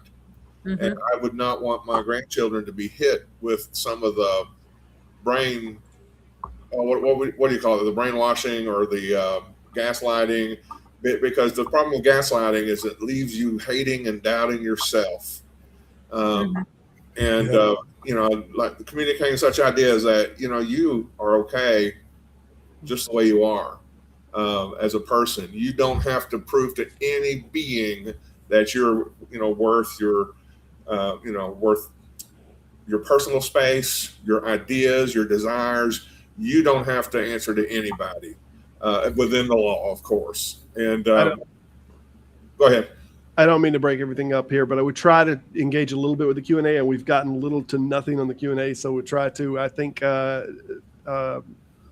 Trustee Ape poked in and out here, but no, I think everyone's kind of in agreement that it doesn't necessarily imply that no gods exist, only that a particular characteristics that they're mutually exclusive. The triomnies, specifically that God is all loving, all capable, and that still this problem persists.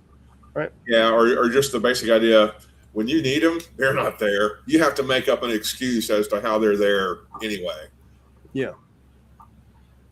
We have the Bible. We have the Shroud of Tourist, which no, I was joking. It was a joke. The Shroud of Tourism. Tourism, which corroborates the gospel. So God shows. Yeah. Oh, Tangelo, you poor deluded Brazilian Swedish guy. You're just. I shake my hand when I see you because you persist in all this. We have enough for you, then I'm happy for you. But I think any other thing like this, we don't have enough for it. If it was to apply to anything else, you wouldn't think we had enough for it. Yeah. My grandchildren, before I was a grandfather, I knew these were issues, but now I feel them really hard. So, and of course, I didn't really ask if Ed or Robert or Kurt, are y'all grandparents as well? I am not a grandparent yet. I would be very unfortunate if I was a grandparent. So I have 9 grandchildren. So Oh, you're not a parent yet. You're not a parent, Kurt, at all? No. I'm a parent, but I don't have any grandkids, and I hope not to for quite a while. Oh, my kid's 14. They give you a totally different perspective, even from your kids. And I don't know why the difference is there, but it surely is. It surely is. But I'll be okay with being a grandparent in due time. I'm in no hurry. It will create in you the feeling I get with my grandchildren. I can only describe it. You know how like when you get an old conventional toaster and you plug it in and turn it on, and it just starts to warm up. It gets really, really, really, warm. That's kind of the feeling I get with them. They just change your life.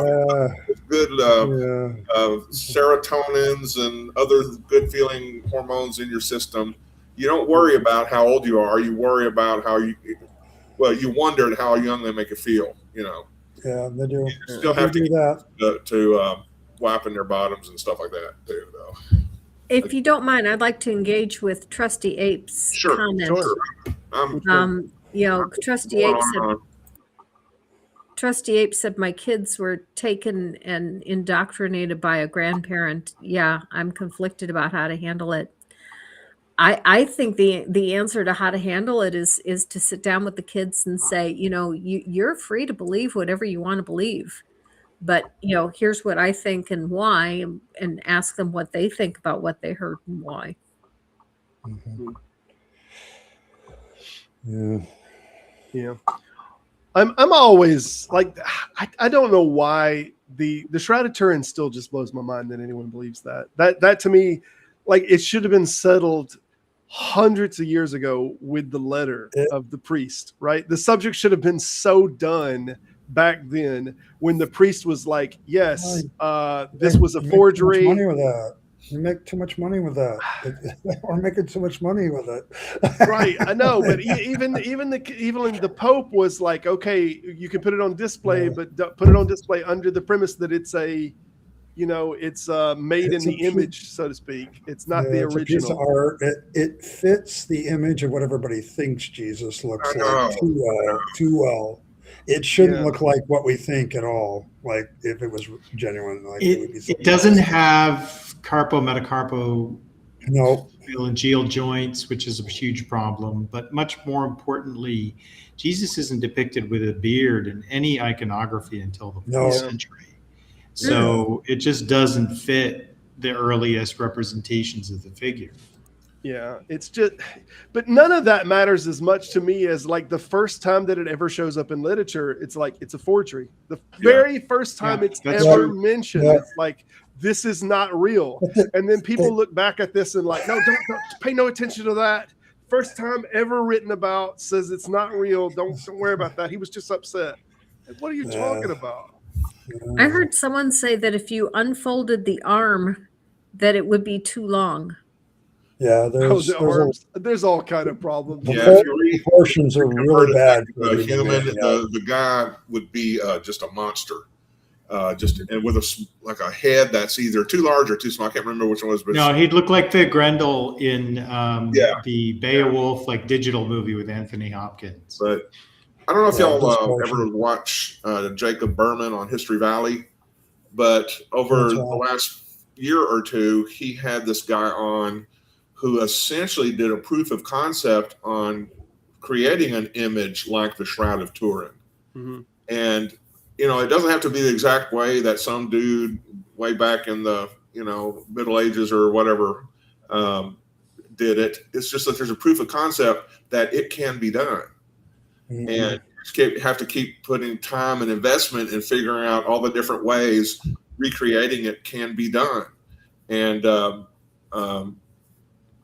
it's just obvious that it's a human creation from a time where relics were just the market. People, churches everywhere have relics, so they could have cliques. That was the medieval. We got this relic. We got that relic. Yeah. We got this relic.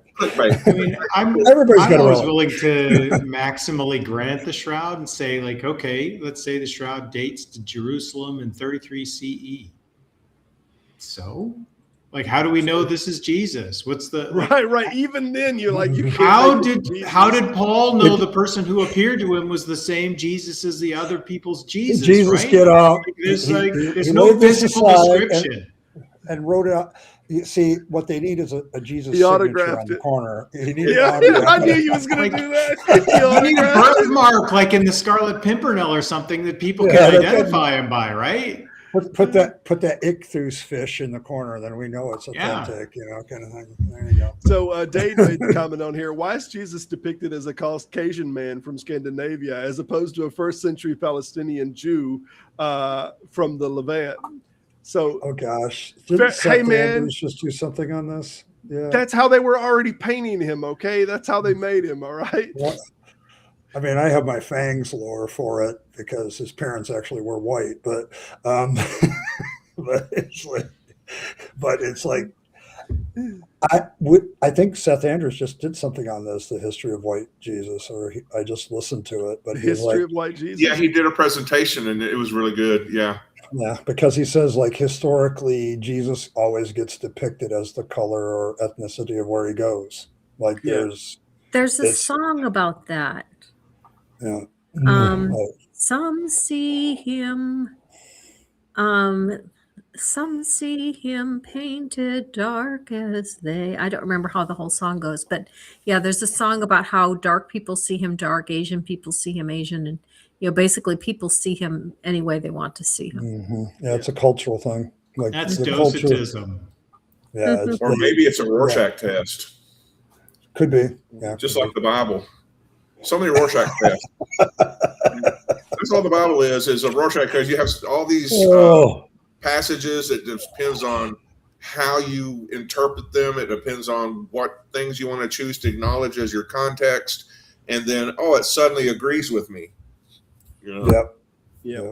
Well, if you think about what apologetics is, so much of it is psychoanalysis of the authors of the Gospels, right? Correct. Like, we know they wouldn't have done this, and we can see that they must be doing this and all this.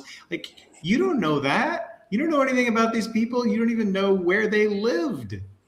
Yeah, that's probably one of my frustrating things. I like every week somebody comes on one of my shows and says, we know that they thought this way, or they were. I was like, you don't know anything about these people. You have no idea what their personality was, or what they knew, or what they thought. You have no clue.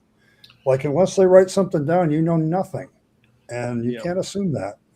Plus, you know, a lot of what people believe about different characters from the Bible has to a lot to do with, well, what do they call that? I think they call it historical fiction or whatever.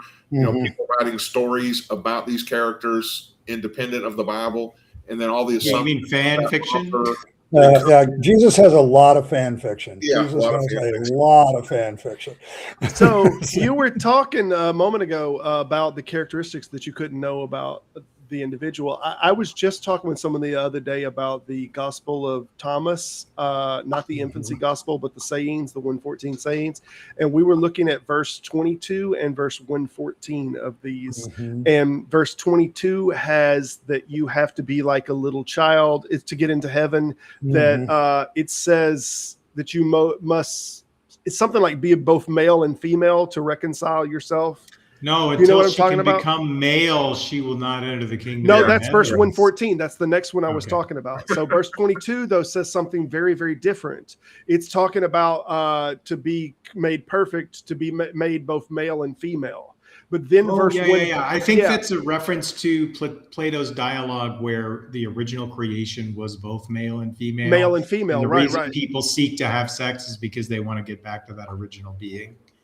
Right. There's Gnostic ideas, though, that Jesus was both, that he was the first Adam before the division, you know, before the rib removed or whatever you want to cash that out as. We want to get into that, Kurt. The tent pole. The tent pole. Okay. So anyway, but verse 22 has one idea, and then verse 114, as you mentioned, Kurt, is like, that I'll make her male so that she may enter into heaven. Right, so that she can be saved.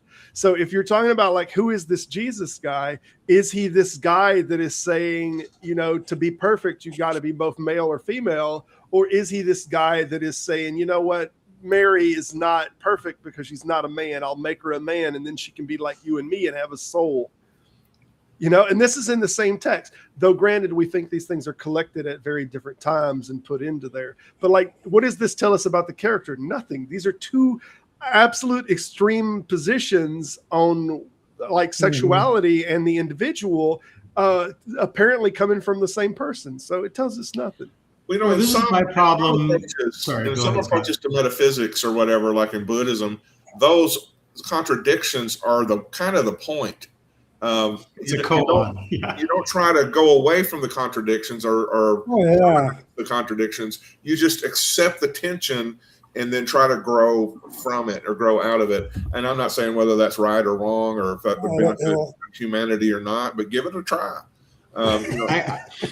I have to go in a second. My son needs the computer, but I do want to say one last thing. Like, the thing that drives me nuts about the Jesus Seminar methodology was that they found all these things that they thought had like a decent probability of going back to the original Jesus. But the only one of them that's found in Mark is render unto Caesar that which is Caesar's, which means that there's these authentic traditions that go back to the historical Jesus that were recorded elsewhere than the very first document that was written about his life. Absolutely. And I just think that's bizarre. Yeah. May I answer Dave Murphy's question? Yeah. Well, does the Jesus fish represent the time he fed the multitude? I don't know anything about the Jesus fish. I know about the Jesus fish flower. is the ichthus. It's spelled iota, whatever, and it's just an acrostic that means Jesus Christ, God's Son, Savior. The fish symbol. Yeah, the fish the symbol. fish okay. My apologies. I assume that's what it's talking about. And that's I got just very acquainted with I that. always delight in telling people for some reason. It's my well actually moment. But yeah, it's just an acrostic. It identifies. That's the way they would identify one another as Christians walking around. They'd have a fish instead of a cross because I don't think the cross became a thing until later. I don't think it did either, but I got very acquainted with Ichthus because the Ichthus Music Festival, the Christian Music Festival, takes place at Asbury, where I went to school. So they had that music festival every spring.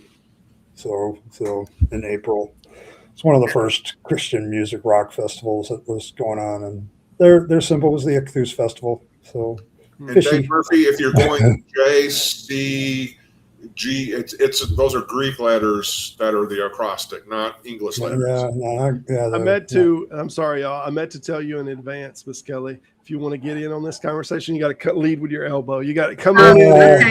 You got to come on in. I was always you got to told- be aggressive. I was always told that the reason they came up with the fish symbol was because when they were being persecuted under Nero, a person could easily draw just an arc, which meant nothing. But if the other person was a Christian also, that they could finish it and make the fish. Oh, cool It's story. cute, but I highly doubt it. It seems apocryphal to me.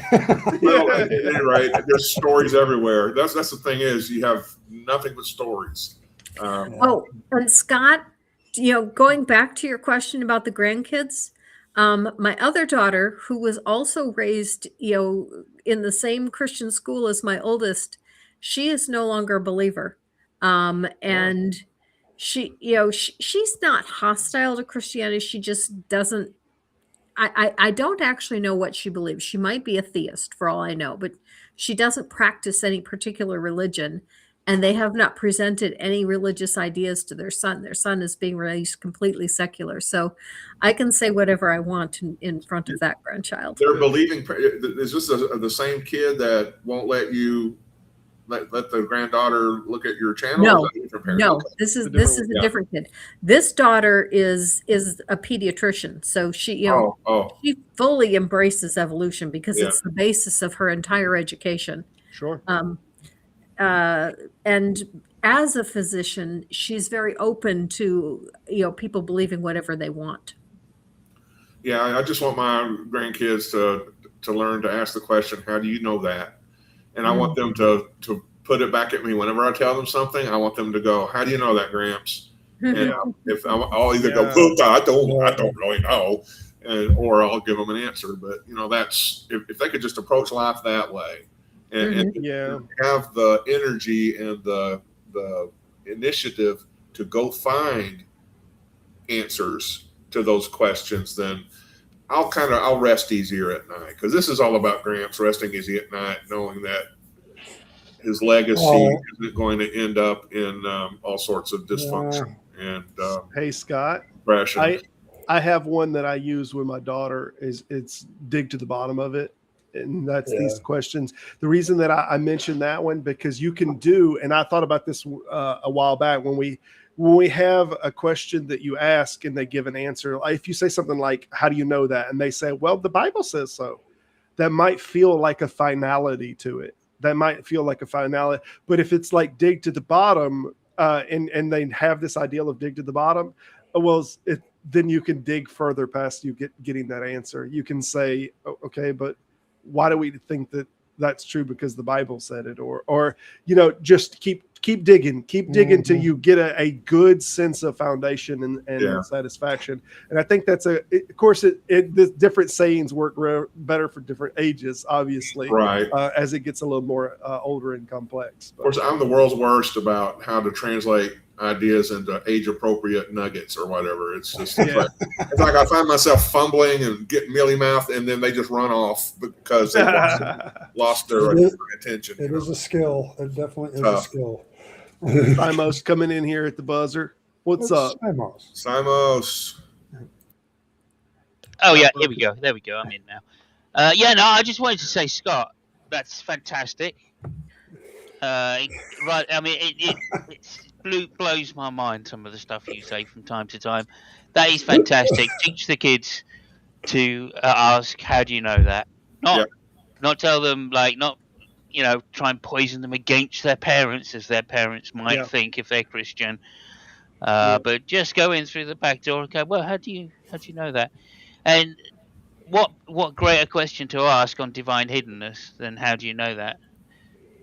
Right? True. I mean, it's fantastic, and that problem, right, goes back a long way. But Godless Granny is right; it's first formulated in, I guess, in the 20th century. But people have been asking that very question and wondering that very question since before Christ, right? So I think that the fact that That's, if anything, that very question has probably led to more scientific endeavor and explanation than any other question. And when they say, "Oh yeah, we're just trying to find out," the Christians will phrase it as, "We're just trying to find out how God designed the world, and that's really what gave us scientific revolution." I don't think so. I think it's a question of people saying, "Hang on a minute, God didn't tell me this," but Yeah. and you go back through history, and people like it's the guy that did the heliocentric model, Copernicus. Copernicus. Yeah. And who's the guy that did the medicine, dissected bodies to find blood flow? No idea. Vesalius. So So those two gentlemen, right? It's just about. Thank you. As soon as I hear someone not answer, the question comes to my mind. Those two people, right, were the ones asking, "How do you know? How do you know?" Right. Yeah. And they found out the answers. Copernicus, in the case of the heliocentric model, and Vesalius in terms of what blood flow is, and how the heart really works, and that it's an anathema to say that the heart has these feelings, or the heart, we act through the heart. We don't. We act through the mind. So, I mean, I just think that's the way you put it so simply is the core of what is the real issue with teaching young people, and especially now when there's so much information they've got to get their head around, right? Because it's so easily available. Simos, you come in a little late. We're fixing to be wrapping up here very shortly. That's fine. But I want to just want you that right. It's all good. I want to get your opinion on the. Did you see any of the show or anything, or do you know what? Yeah, a little bit. I've been at the World Cup. The World Soccer Cup is on. I got you. What's your thoughts on this Divine Hiddenness thing, then, man? Yeah, I think it's. I was always impressed with the argument when I first heard it, and I always thought, because this is like, for the version of weak atheism, this is the key argument. And I think once you begin with that, and then you go, okay, look at all the things that are similar around the earth, the physics, the chemistry, all the scientific stuff, which is the same in whatever country you're in. What isn't the same in every country you're in is the religion. But what is the same in every country you're in is the lack of God. All hidden. It's everywhere you go, it's hidden in every religion, funnily enough. And if that doesn't tell you what's man-made, I don't know what else can. Fair. Well said. All right, then. That said, we're going to go do around the room. If y'all don't know Simos, tell them who you are, where you're from. I think, Simos, you're next week, aren't you? The 24th, the next show. 21st. Yes, yep. indeed. So Simos Funk will be on next Sunday. We are talking on the subject of, hopefully you know Simos. Yeah, I definitely know, Robert, giving you time to look it up. Yes. I'm absolutely very sure that I do know, and I am prepared for it. There's no doubt in my mind that it's. In other words, neither one of you remember. I'm giving you time to look it up now. Right. It's not a hidden topic. They're going to talk about to prop up their positions. That's what we're talking about. They're going to talk about memory problems and aging. Yes. Yeah, I think that's what we agreed on. That's the following. Anyway, no, grounding, and how Christians use the word grounding to justify positions which are unjustifiable. But that's another thing. And my Simos Funk, I've got a channel called Simos Funk. Tomorrow I'm on doing the Spanish Grand Prix. We were in Barcelona today, and so that'll be a review of the Spanish Grand Prix, and then also I have a games channel as well, which I do various games on. So if you're interested in listening to an idiot blather on about games, this is the channel for you. Yep, y'all check him out. Okay. I'm having some tool problems. I'm not even able to pull you off, but Simos. I beg your pardon? I'm having some tool problems. I'm not able to pull. You know what? Never mind. Simos, bye. It just came back. Scott, tell them who you are, what you're about. Well, I'm Scott, and I kind of co-host with Mike on Answers in Atheism. We just hit 900 subscribers, and I would really love to see an effort to go over to Answers in Atheism on YouTube and have some people who aren't subscribed yet to do that, so that well, Mike always says, I'll probably die soon, so he just wants to reach 1,000 subscribers. So laying it on thick. Do it for That's Mike. good. If not for the fact that maybe we have some good content you might enjoy occasionally. Yep, and that's Answers in Atheism. Y'all can check him out. All one word, Answers in Atheism. All right. On Yeah. YouTube. Appreciate it, Scott. If you want to hang tight, I might chat for a few minutes after we wrap the show. But sure. Appreciate it. All right, Ed, what's up, man? Yeah. Oh well, I'm the Rabid Atheist. I'm on Monday through Friday, 7 p.m. Eastern, dealing with various topics, things, talking to people, keeping a good community going of atheists and non-believers, so that they take care of each other. So it's been really good. Occasionally I throw a video out there. Got one in the works, so we'll see. Good. So we'll see. Excellent. But that's what I do. If y'all check Ed out, Ed the Rabid Atheist. If y'all want to check him out, I think I'll put the link in the description. But he's been a regular. Take care. Appreciate it. All that said, Miss Kelly, I appreciate it. I appreciate you coming on. I have enjoyed. We've gotten a few voices on here. You've been fairly quiet amongst the boisterous voices, but I do definitely want to give you the last word and thoughts on this. Thank you. I appreciate it. And you are welcome to come on my show as well. I would love to have you. And I think it probably could help boost your subscribers a bit. I appreciate that. We'll talk after and work out a date. But what I have coming up, I always release a video every Friday. I do a premiere at 10:30 in the morning, and I do it at that time because people on the East Coast are just starting their lunch. Some people watch it on their lunch hour.